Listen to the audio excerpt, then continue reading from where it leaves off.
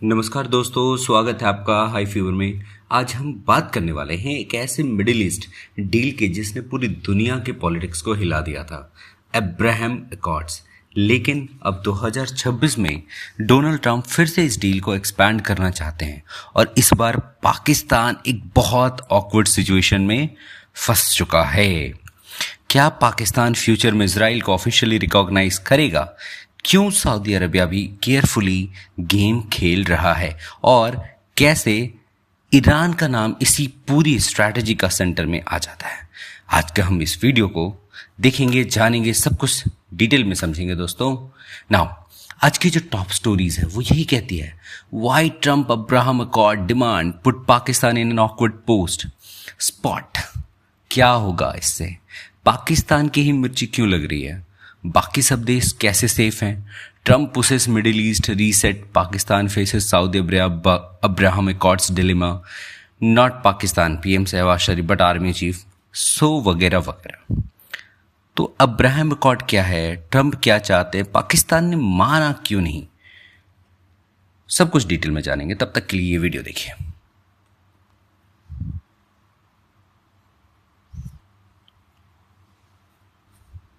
Shahbaz, sign the Abraham Accords right now, or you won't be able to escape the consequences. This is your just last an chance. AI Sign it generated, now. मगर Otherwise, इसमें you बहुत will not बड़ी be safe. सच्चाई यही है कि Trump जो है वो ऐसा ही करेंगे और क्या पलटवार करेंगे और किस तरह से पलटू राम बनेंगे आपको दिखेगा।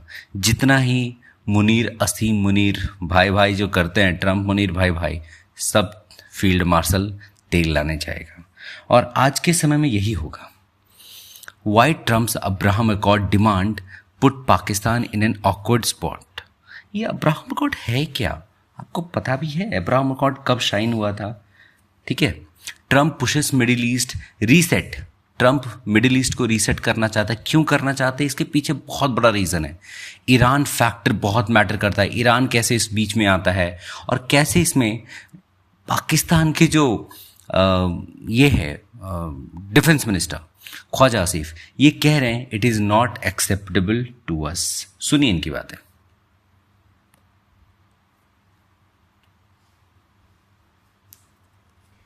मैं तो ज़ाती तौर पे तो मेरा इसमें कोई मेरे नहीं ख्याल कि हम किसी भी ऐसे अकॉर्ड में शामिल हों जो हमारे बुनियादी जो नज़रियात हैं उसके साथ क्लैश करे।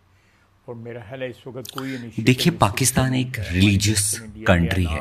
वो रिलीजियस के प्रति इतना ज़्यादा अंदर से वो भरे पड़े हैं ना कि वो लोगों का जो फेक आईडी वगैरह भी होती है ऑनलाइन में वो बहुत ज़्यादा होती है। कभी कभी तो इतना होता है कि मतलब तबाही मचा देते हैं और वो खुद से करते हैं। उनके अंदर भरा पड़ा है पैलेस्टीन के प्रति प्यार, बहुत भरा पड़ा है। इजराइल के प्रति जो नफरत है उतना ही ज़्यादा है। तो क्या होगा, पाकिस्तान के जो पीएम है शहबाज शरीफ, वो टेंस्ड हो गए हैं। अब अगर यूएस की बात मानते हैं तो भी जाते हैं, अगर अपने पब्लिक को बात मानते हैं तो भी जाते हैं। यूएस की बात नहीं मान करके यूएस का जो इन्वेस्टमेंट है, यूएस की जो प्रेशर है वो झेलना पड़ेगा। और अब अगर पब्लिक की बात नहीं मानते हैं तो फिर वहाँ की सरकार जाएगी। अब इसी के बीच में पाकिस्तान फंस के रह चुका है और इसी बीच में आता है मिडिल ईस्ट का ये न्यूज़ कि US president Donald Trump has called on several Arab and Muslim leaders to join the Abraham Accord and normalize tension relations with Israel following the end of war with Iran. जैसे ही war ख़त्म होता है और ख़त्म होगा, आप Israel के साथ में ये डील कर लो। इसमें बहुत सारे नाम दिया गया जिसमें Saudi, Qatar, UAE, Egypt, Jordan, Pakistan, तुर्की और बहरीन। ट्रंप ये proposal next major diplomatic step होगा मिडिल ईस्ट का। अब क्या ट्रंप कहना चाहते हैं देखिए। I want to thank our allies in the Middle East, Israel, Saudi Arabia, Qatar, the UAE, Kuwait, and Bahrain. They've been great, and we will not let them get hurt or fail in any way, shape, or form. ये देखा गया था 2020 में Abraham accord के द्वारा। Abraham accord इन्हीं का concept था, ट्रंप का कंसेप्ट था। ये 2020 में स्टार्ट हुआ था under Trump administration. Abraham accord basically एक हिस्टोरिक पीस एग्रीमेंट था जो 2020 में ट्रंप लॉन्च किए थे। इस एग्रीमेंट का मेन पर्पस था इजराइल और कुछ अरब मुस्लिम कंट्रीज के बीच ऑफिशियली दोस्ती का हाथ बढ़ाना, डिप्लोमेटिक रिलेशंस इस्टेब्लिश करना। ये बहुत ज़्यादा ज़रूरी था, नॉर्मलाइज करना। इससे क्या होता है, देखिए एकॉर्ड्स के बाद क्या होगा, यूएई, बहरीन और बाद में मोरक्को जैसे कंट्रीज ने इजराइल के साथ रिलेशन नॉर्मलाइज कर लिया। अब सवाल यह है कि क्या ये कंट्रीज ऐसा क्यों करना चाहती थी?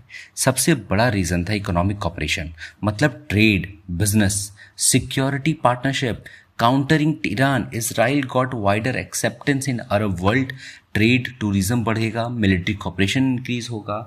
इस एग्रीमेंट के बाद इजराइल को अरब वर्ल्ड में वाइडर एक्सेप्टेंस मिलना स्टार्ट हो जाएगा। लेकिन कंट्रोवर्सी भी हुई थी, क्योंकि बहुत लोगों का मानना था कि पैलेस्टीनियन इशू सॉल्व हुए बिना इजराइल के साथ रिलेशन नॉर्मलाइज नहीं होना चाहिए था। इसी वजह से आज भी Abraham accord middle east politics का एक हाईली सेंसिटिव टॉपिक बना हुआ है। नाउ ये तो था 2020 का, तो ट्रंप का डिमांड 2026 में क्या है? देखिए, ट्रंप का डिमांड धीरे धीरे बढ़ता जा रहा है, ये फ्रेश पुश हो रहा है 2026 में। ट्रंप अब चाहते हैं ना, wants more countries to join. अब चाहते हैं कि सऊदी अरबिया, कतर, पाकिस्तान, तुर्की, इजिप्ट, सारे देश मिलकर के एक मैंडेटरी लिंक बनाएं, जिससे ईरान सीजफायर नेगोशिएशंस कंप्लीट हो पाए।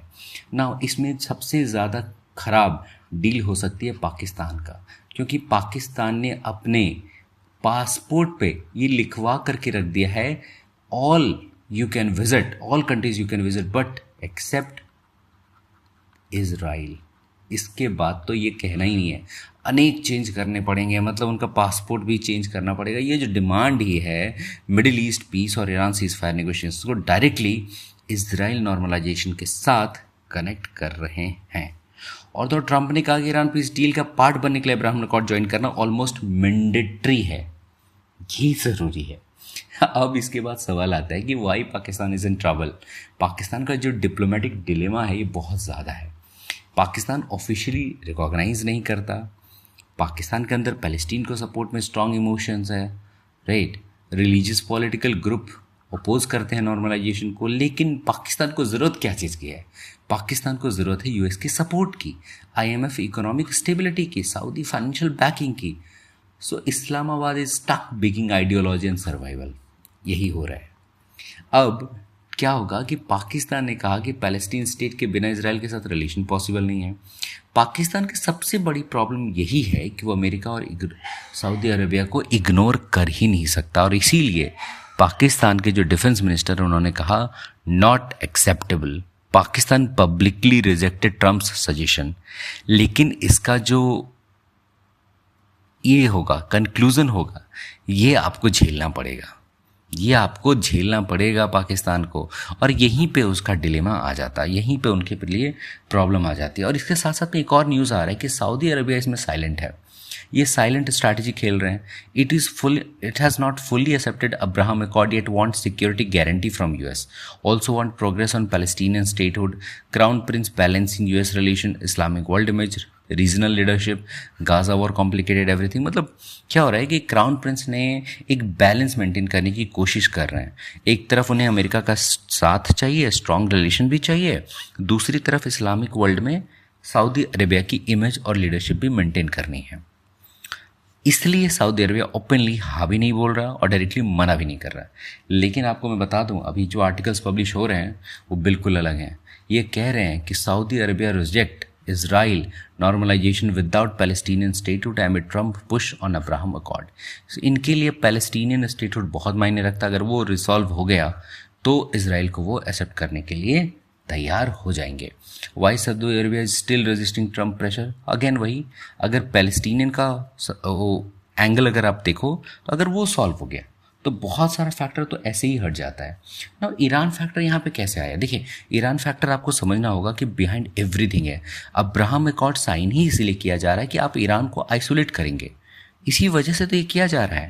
ऑफिशियली पीस एग्रीमेंट बोला जाता है इसको, लेकिन देखिए हो क्या रहा है कि मिडिल ईस्ट की जो मेजर अरब कंट्रीज हैं और इसराइल का साथ मिलकर रहना और एक स्ट्रॉन्ग एंटी ईरान अलायंस बनाना, यही यूएस का मेन फोकस रहेगा। Ongoing US Iran tensions increase होंगे, urgency, strait of Hormuz crisis raised global pressure कर रहा है। और जो पाकिस्तान के ईरान प्रॉब्लम है वो तो काफ़ी इग्नोर किए नहीं जा सकते। पाकिस्तान दोनों में मीडिएटर का काम कर रहा था, पर यूएस को पता चला भाई ये मीडिएटर नहीं, कुछ और ही काम कर रहा है। तो पाकिस्तान ऑलरेडी ईरान के साथ मेजर लॉन्ग बॉर्डर शेयर करता है, Iran Pakistan economic security link भी है। सपोर्टिंग अब्राहम अकॉर्ड में एंगर तेहरान, और अगर ये अब्राहम अकॉर्ड को करते हैं तो तेहरान को क्या करेगा, एंगर भी दिलाएगा, गुस्सा भी दिलाएगा। तो दोनों तरफ से, तीनों तरफ से प्रेशर है उन्हें। पाकिस्तान को जो है ना, इसीलिए कह रहा है इजराइल ने पूरी का पूरी तरह जाल में फंसा दिया उसे। अब इससे भी बड़ा सवाल आता है कि अब फ्यूचर भविष्य में क्या दिखता है आपको। देखिए, पाकिस्तान में कंटिन्यू रिजेक्टिंग नॉर्मलाइजेशन पब्लिकली हो सकता है, या तो वो ट्रंप को चोमू बनाए या फिर अपने पब्लिक को चोमू बनाए। दोनों में से किसी एक को तो चोमू बनाना पक्का है, यानी बेवकूफ़ बनाना तो पक्का है। अब वो किसको बनाते हैं, किस तरह से चूरन देते हैं, वो ज़्यादा मायने रखता है। Secret back channel diplomacy still एक पॉसिबल होगा। सऊदी अरबिया का डिसीजन कुड इन्फ्लुएंस पाकिस्तान को भी कर सकता है, क्योंकि अगर एक देश मना कर रहा है तो दूसरा देश भी मना करेगा, और यदि सऊदी अरबिया ने एक्सेप्ट कर लिया तब तो पाकिस्तान को जो फेस करना पड़ेगा प्रेशर, वो काफ़ी ज़्यादा होगा। यूएस प्रेशर में increase further, Gaza situation will heavily affect outcomes.